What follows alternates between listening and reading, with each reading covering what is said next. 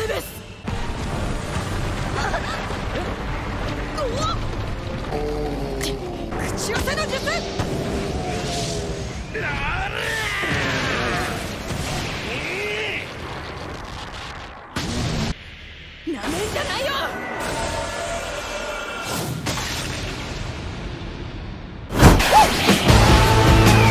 up, I'm coming up. Feel the rush, feel the rush. If this ain't legendary, what you call it? I said, if this ain't legendary, what you call it? What's up, y'all? It's your boy, Ace Operative, and today, people, I will be reviewing Boruto Naruto Next Generation, episode 90, Mitsuki and Sekiei. I'm gonna be honest with you guys. This episode was okay. I'm not gonna say it was super spectacular. There were parts in the episode where I felt like it was very freaking good, like Boruto and Sarada versus Kariya, because Kariya's trump card, which was the Earth Doll, it was a big shock that she was able to summon all of the Octa together and have them go up against Boruto and Sarada. I'm not gonna lie, I forgot about Boruto's trump card, which was Garga. And for Garga to see that Boruto filled his freaking promise, it was just the icing on the cake. Garga came to Boruto's aid. And I like that. I must admit, we have not seen Garga for like a good number of episodes, to a point where I actually forgot him. But for him to come to Boruto's aid when he needed him the most, it was very freaking good. And then Sarada versus Kariya. I was like here thinking, why didn't she put them under the genjutsu, like straight off the bat? Why did she wait so freaking long to start the genjutsu? But I guess she just wanted to play around with her dollies until they were worn out so that she was able to finish them. But that ended up screwing her over in the end. So when Sarada went to confront her to try and take her out, and she had the Sharingan, I was like here saying, okay, baby girl Sarada, she already cast her genjutsu. A freaking imagery, man. For Kariya to stab Sarada into the chest, I was like, you're saying, bro, Sarada? That's a genjutsu, right? That's a genjutsu. Because don't forget, Sarada had the same type of experience before, if you guys remember, in the Hidden Mist Village arc. And like that very beginning of the Hidden Mist Village arc, where she was like, her head was sliced off by the Kiba swords, but it was a genjutsu, and she used lightning ball to put Kariya out of her misery. And I found it to be that was very nostalgic. I'm not gonna lie. Like, to be able to see Sarada using all these different types of jutsus. If you guys remember, I called Sarada the new copy ninja, because she's copying so many of people's jutsus. The lightning ball, the shadow clone. So I was like, you're saying, okay, Sarada, I see. The reason why I said that this episode was okay was Mitsuki versus Sekiei. I was like, you're saying, Mitsuki, are you going to go Sage mode up against Sekiei? But I was like, you're saying, nah, that would be super overkill. Sekiei uses his clay bombs to try and hurt Mitsuki, and it was clear, man. Mitsuki didn't want to freaking fight.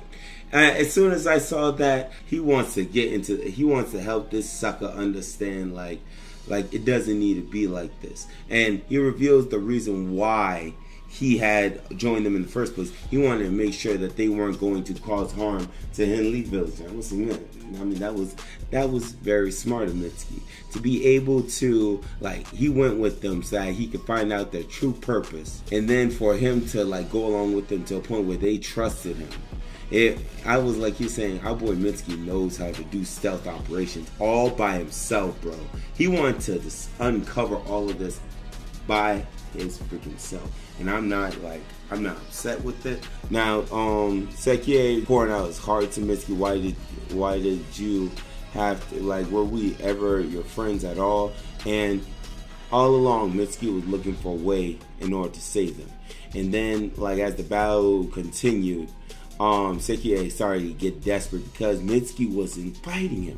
So he said, I'll go after your friend Boruto because he's your son, right? And when he had said that, I was like, here saying, sucker, how low do you have to go?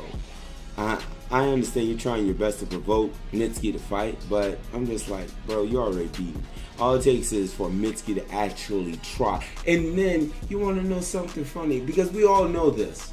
We all freaking know that Mitsuki would have been able to own this guy, because as we saw when Sekiei kept sending the bombs after, those are Earth-style clay bombs.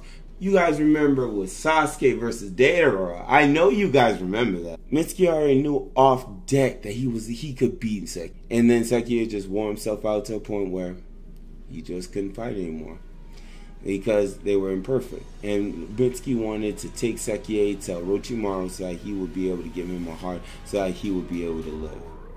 But Sekiei didn't want to. He wanted to just join his friends that had already passed. And I'm like, you're saying, okay.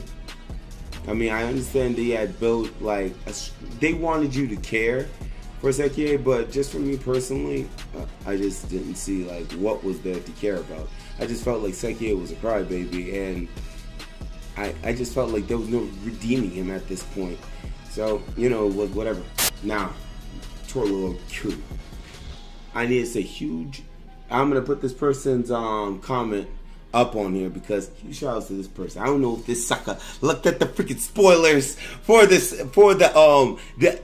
episode and the next one, but huge shout outs to you, bro. Huge freaking shout outs to you. You called it. You said, bro, what if Lord Ku gets away and goes after the doctor's heart? And when I heard that, I was like, and when I saw it, I was like, sucker.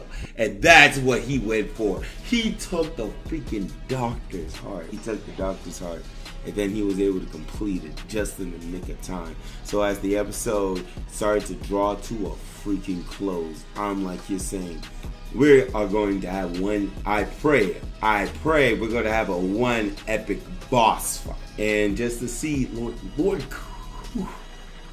that, bro, to see Team 7 reunited, Boruto, Sarada, and Mitsuki, to have them all reunited again, it just looks so nice just to see them all together. And then for just Lord Ku to just be there, like they can clearly see that he has assembled his heart.